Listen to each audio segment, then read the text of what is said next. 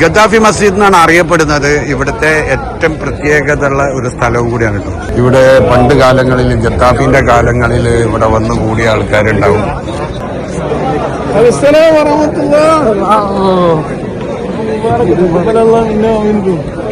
അതുകൊണ്ട് പിന്നെ ഇവിടെ സോമാലിയക്കാര്, ബംഗാളികള്, ഇന്ത്യക്കാര്, പാകിസ്ഥാനികൾ, അങ്ങനെ ബംഗ്ലാദേശ്, അങ്ങനെയുള്ള ആൾക്കാരാണ് ഇവിടുത്തെ മുസ്ലിം സമൂഹങ്ങൾ കൂടുതൽ കേട്ടോ. മാൾട്ടയിൽ ഒരേ ഒരു പള്ളിയേ ഉള്ളൂ, ഇന്നും ഗദ്ദാഫിന്റെ പേരിൽ അറിയപ്പെടുന്ന ഒരു പള്ളിയാണ്. ആ കാലഘട്ടത്തിൽ 70-80 കാലഘട്ടത്തിൽ ഉണ്ടാക്കിയ മസ്ജിദും അതുമായിട്ട് ബന്ധപ്പെട്ട സ്ഥലങ്ങളും കേട്ടോ. അങ്ങനെ നമ്മള് ഈ പ്രാവശ്യത്തെ വലിയ പെരുന്നാള് നമ്മള് മാൾട്ടയിലെ ഗദ്ദാഫി മസ്ജിദിലാണ് കേട്ടോ.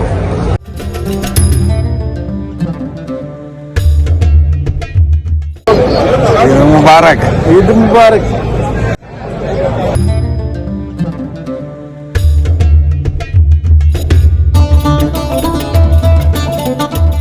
പ്രിയപ്പെട്ട പ്രേക്ഷകർക്ക് മാൾട്ടയിലേക്ക് സ്വാഗതം.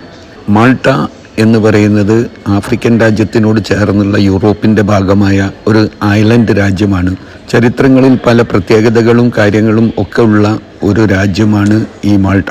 മാൾട്ടയിലെ പ്രത്യേകത, യുദ്ധാനന്തര സെക്കൻഡ് വാറിന് ശേഷം ഇത് ബ്രിട്ടീഷിന്റെ കയ്യിൽ തന്നെ ഉണ്ടാവുകയും അത് അവർ 86 സ്വാതന്ത്ര്യം നൽകുകയും ചെയ്ത ഒരു രാജ്യമാണ്.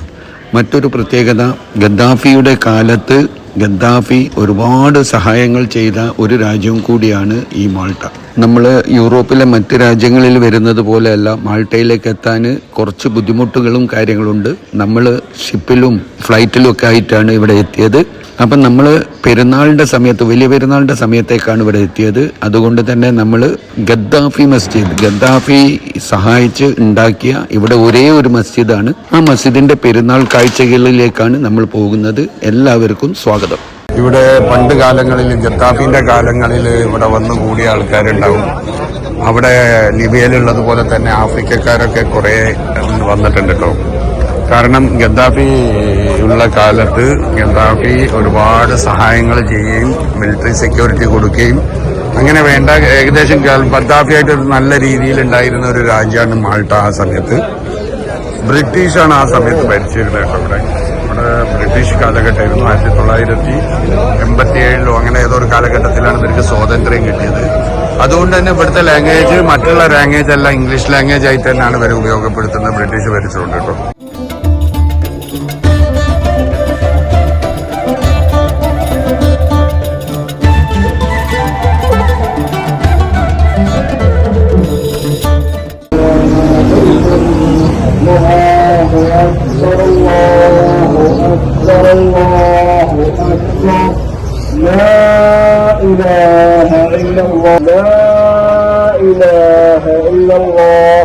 الله أكبر الله أكبر ولله الحمد.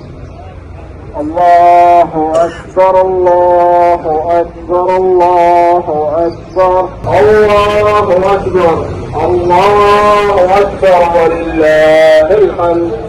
الله أكبر الله أكبر الله أكبر لا إله إلا الله. الله أكبر الله أكبر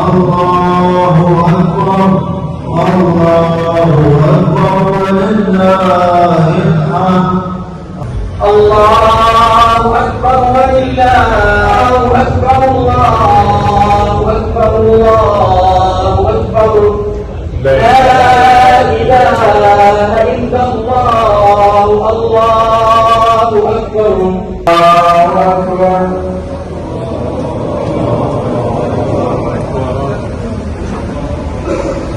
الله أكبر كبيرا والحمد لله كثيرا وسبحان الله وبحمده بكرة وأصيلا. الله أكبر ما تحسعون. الله أكبر ما قال القائلون وعلى آله وأصحابه وأتباعه إلى يوم الدين. الله أكبر الله أكبر. هذا يوم عيد الأضحى، هذا يوم الفرح.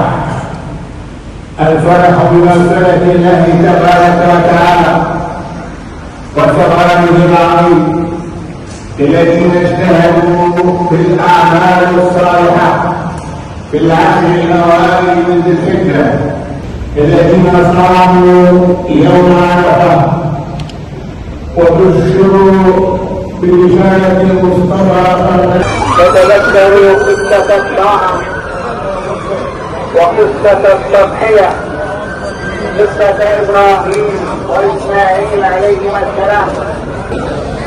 خذوا أطعامكم أطعموا الطعام وأفشوا السلام وصلوا بالليل والناس نيام وصلوا الأرحام.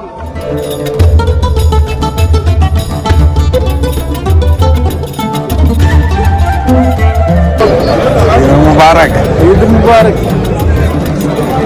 السلام ورحمة الله. تقبل الله منا ومنكم.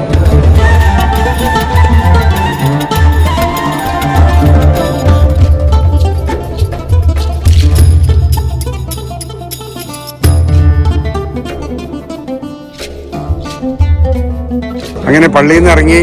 അപ്പൊ മുഹമ്മദ് ഖദ്ദാഫിന്റെ കാലഘട്ടത്തില് ഇതിന് എല്ലാ രീതിയിലുള്ള സംഗതികളും ചെയ്തു. അതിനെ കൊണ്ട് ഇത് ഖദ്ദാഫി മസ്ജിദ് എന്നാണ് അറിയപ്പെടുന്നത്. 1970 ശേഷം ഇത് നിർമ്മിക്കാൻ സ്റ്റാർട്ട് ചെയ്തിട്ട് 80 ഇത് തീരുകയാണ്. ഇതിന്റെ വർക്ക് തീർന്ന് ഇത് ഉദ്ഘാടനം ചെയ്യപ്പെടുകയാണ്. അതുകൊണ്ട് പിന്നെ ഇവിടെ സോമാലിയക്കാര്, ബംഗാളികള്, ഇന്ത്യക്കാര്, പാകിസ്ഥാനികൾ, അങ്ങനെ ബംഗ്ലാദേശ്, അങ്ങനെയുള്ള ആൾക്കാരാണ് ഇവിടുത്തെ മുസ്ലിം സമൂഹങ്ങൾ കൂടുതൽ കിട്ടും. അപ്പം 1974 ബ്രിട്ടീഷിന് സ്വാതന്ത്ര്യം കിട്ടിയതിന് ശേഷം 10 വർഷത്തോളം ലിബിയ ആയിരുന്നു മാൾട്ടക്ക് ഫുള്ള് സപ്പോർട്ട്. ആ കാലഘട്ടത്തിൽ അന്ന് അറബ് രാജ്യങ്ങളൊക്കെ ആയിട്ട് നല്ല ബന്ധങ്ങളായിരുന്നു. പിന്നെ യൂറോപ്യൻ യൂണിയനിൽ ചേർന്നതിന്റെ ശേഷമാണ് ഈ മാറ്റങ്ങളൊക്കെ വന്നത്. ആ കാലഘട്ടത്തിൽ 70-80 കാലഘട്ടത്തിൽ ഉണ്ടാക്കിയ മസ്ജിദും അതുമായിട്ട് ബന്ധപ്പെട്ട സ്ഥലങ്ങളും കേട്ടോ. ഇന്നും അത് ലിബിയക്കാരൊക്കെ ഇവിടെ ഇഷ്ടം പോലെ ഉണ്ട്. ഇവിടെ ചികിത്സ അങ്ങനത്തെ കാര്യങ്ങൾക്കൊക്കെ ഇപ്പോഴും വരുന്നത് ലിബിയക്കാർ ഇവിടെ തന്നെയാണ്. ബിസിനസ് കുറേ കാര്യങ്ങളുണ്ട് കേട്ടോ. അപ്പം ഇതാണ് നമ്മളെ അൽബത്തൂം, മറിയം അൽബത്തൂം എന്ന് അറിയപ്പെടുന്ന പള്ളി. അപ്പം മറിയം അൽബത്തൂം എന്ന പേരിൽ ഉള്ള ഈ മസ്ജിദ് 1980-കളിൽ ഉപയോഗിക്കാൻ തുടങ്ങി. 70-കളിൽ വർക്ക് തുടങ്ങി. ഗദ്ദാഫി മസ്ജിദ് എന്നാണ് അറിയപ്പെടുന്നത്. ഇവിടുത്തെ ഏറ്റവും പ്രത്യേകത ഉള്ള ഒരു സ്ഥലവും കൂടിയാണ് കേട്ടോ. നിങ്ങൾ കണ്ടില്ലേ, 10,000-11,000 ആൾക്കാരാണ് ഈ പള്ളിയിൽ ഇപ്പം പെരുന്നാളിന് പങ്കെടുത്തത്. ഏത് രാജ്യക്കാരാന്നൊക്കെ ഞാൻ പറഞ്ഞു, ഇത് കാണിച്ചു. അങ്ങനെ നമ്മൾ ഈ പ്രാവശ്യത്തെ വലിയ പെരുന്നാള് നമ്മൾ മാൾട്ടയിലെ ഗദ്ദാഫി മസ്ജിദിലാണ് കേട്ടോ. ഭയങ്കര ചാരിതാർത്ഥ്യം തോന്നുന്നു. ഗദ്ദാഫി എന്ന് പറഞ്ഞ മനുഷ്യന്റെ ഹിസ്റ്ററികളൊക്കെ അറിയുമ്പോഴാണ് നമുക്ക് അതിന്റെ പ്രത്യേകതകൾ മനസ്സിലാവുക. അങ്ങനെ നമ്മളെ 2026 വലിയ പെരുന്നാള് നമ്മൾ ഗദ്ദാഫി മസ്ജിദായ മാൾട്ടയിലെ മറിയം അൽബത്തൂം മസ്ജിദിൽ നമ്മൾ ആഘോഷിച്ചിരിക്കുകയാണ്, നിസ്കരിച്ചിരിക്കുകയാണ്. അപ്പം മാൾട്ടയിലെ പെരുന്നാളും നമ്മളെ ഗദ്ദാഫി മസ്ജിദും അതിന്റെ കഥകളും അതിന്റെ നിസ്കാരങ്ങളും പെരുന്നാളും വലിയ പെരുന്നാളും എല്ലാം നിങ്ങൾ കണ്ട് നിങ്ങൾക്ക് ഇഷ്ടമായിട്ടുണ്ടാവും വിചാരിക്കുന്നു. നമ്മൾ ഇതേപോലെ ഓരോ സാഹചര്യങ്ങളിൽ ഓരോ സ്ഥലങ്ങളിൽ എത്തിപ്പെടുകയും അവിടെ പെരുന്നാളോ നിസ്കാരങ്ങളോ ഒക്കെ പങ്കെടുക്കാൻ കഴിയുകയും ചെയ്യുന്നതാണ് നമ്മുടെ ഏറ്റവും വലിയ ഭാഗ്യം. ഗദ്ദാഫി മസ്ജിദ് എന്ന് പറഞ്ഞിട്ടുണ്ടെങ്കിൽ ലോകത്തെ തന്നെ പ്രശസ്തമാണ്. മാൾട്ടയിൽ ഒരേ ഒരു പള്ളിയേ ഉള്ളൂ, ഇന്നും ഗദ്ദാഫിന്റെ പേരിൽ അറിയപ്പെടുന്ന ഒരു പള്ളിയാണ്. അപ്പൊ നമ്മളെ പെരുന്നാളിന്റെ എപ്പിസോഡ് ഇവിടെ അവസാനിക്കാണ്. എല്ലാവർക്കും ഇഷ്ടമായിട്ടുണ്ടാകുന്ന വിചാരിക്കുന്നു. ഇതുപോലത്തെ വ്യത്യസ്തമായ പെരുന്നാളോ കാഴ്ചകളോ ഒക്കെ ആയിട്ട് നമ്മൾ വീണ്ടും വരും വരെ ബായ്. മാൾട്ടയിൽ നിന്നും ഐക്യു ട്രാവലർ ബായ്. ഈദ് മുബാറക്, ഈദ് മുബാറക്, ഈദ് മുബാറക്.